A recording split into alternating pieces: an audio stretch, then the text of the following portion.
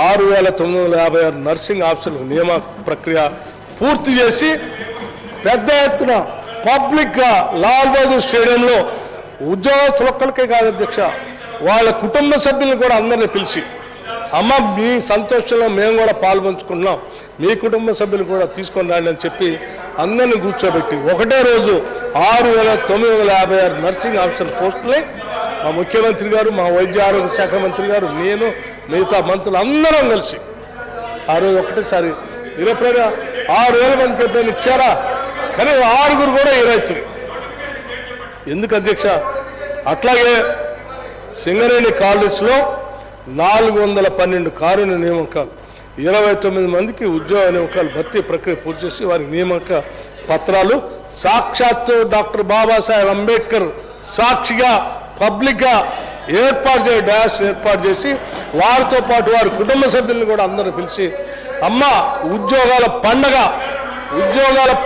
ఉద్యోగాల జాతర మొదలుపెట్టాము ఈ రాష్ట్రంలో.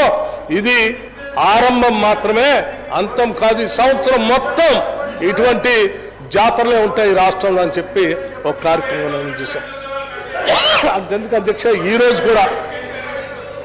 కూడా ఆలస్యమైంది.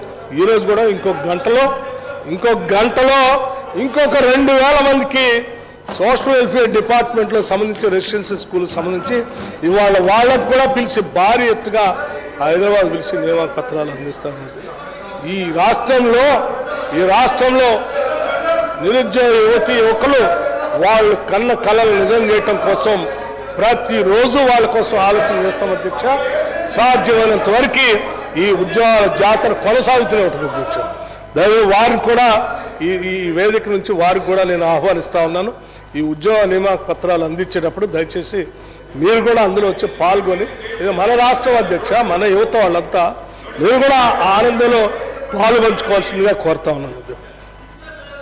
అట్లాగే అధ్యక్ష, పోలీసు నియామక సంస్థ ద్వారా నిన్ననే అనుకుంటాను లాల్ బహదూర్ స్టేడియంలో అధ్యక్ష 13,444 పోస్టులు భర్తీ ప్రక్రియ పూర్తి చేసి వారికి నియామక పత్రాలు కూడా అందించింది. ఇంకా ఉన్నాయి సార్ శ్రీహరి గారు, వీటితో పాటు ఇంకా చాలా ఉన్నాయి. అందులో చిన్న కొన్ని పొరపాట్లు కూడా దొరికి వాటిని కూడా సరిచేసి ఇంకా ఇవ్వబోతా ఉన్నాం. మిగతా హామీల వరకు కూడా పూర్తి చేస్తామని చెప్పి మీ అందరికీ దృష్టికి తీసుకొని వస్తాను. దయచేసి దీన్నంతా కూడా మీరు సావధానంగా ఆలకించి రాష్ట్రం ఇవాళ ప్రజాస్వామ్యయుతంగా ప్రగతిశీలంగా ప్రతి రూపాయి ప్రజల కోసం ఖర్చు పెడతా ఉన్నారు, ముందుకు పోతా ఉంది.